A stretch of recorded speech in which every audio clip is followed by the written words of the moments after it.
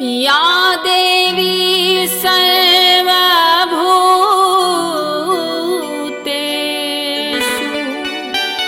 शक्तिरूपेण संस्थिता नमस्तस्यै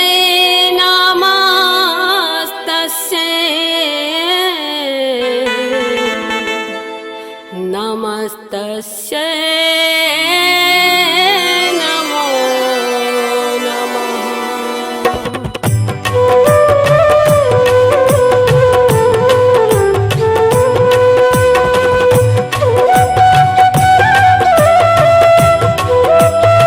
एखन अहाँ सब सुन रहल छी एपी प्रोडक्शन के शानदार प्रस्तुति।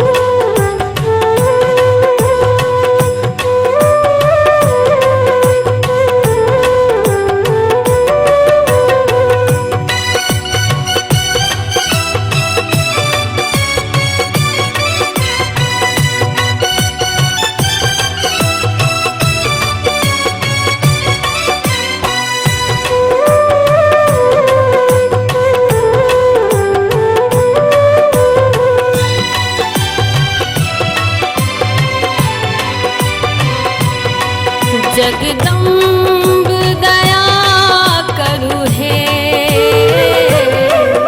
जगदम्ब दया करु हे, मायम्ब दया करु हे। जगदम्ब दया करु हे, जगदम्ब दया करु हे, मायम्ब दया करु हे। छी पुत्र यहीं केरा जग जननी, छी पुत्र यहीं केरा हे मैया माँ अमी कृपा करु हे।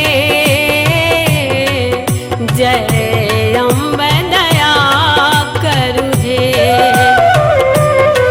जगदम्ब दया करु हे, माँ अम्ब दया करु हे।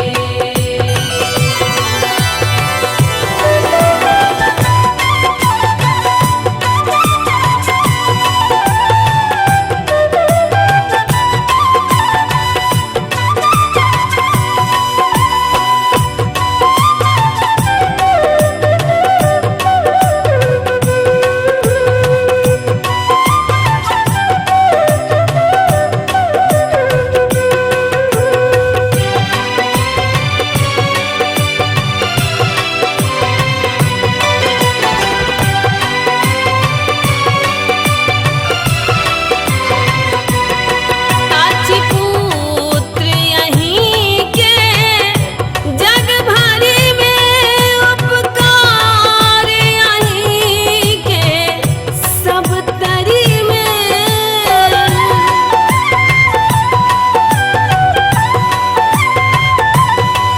अच्छी पुत्र यहीं के जग भरी में उपकार यहीं के सब तरी में। संतान यहीं के मात यहीं, संतान यहीं के मात यहीं दुर्गति लाज करु हे, माम्ब दया करु हे। जगदम्ब दया करु हे, माँ अम्ब दया करु हे।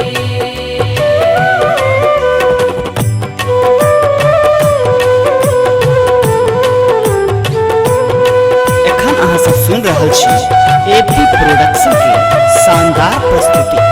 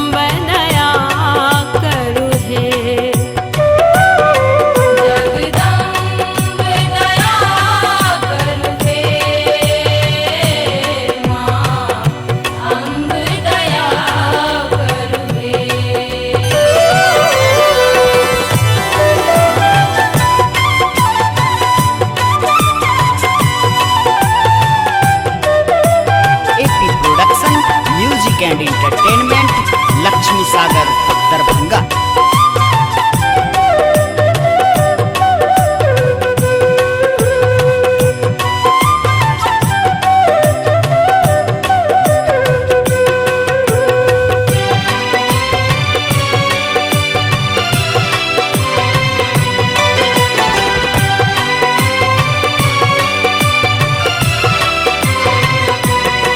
सब देवक द्वार निहारी देखल, नैया पान सनक दरबार भेटल।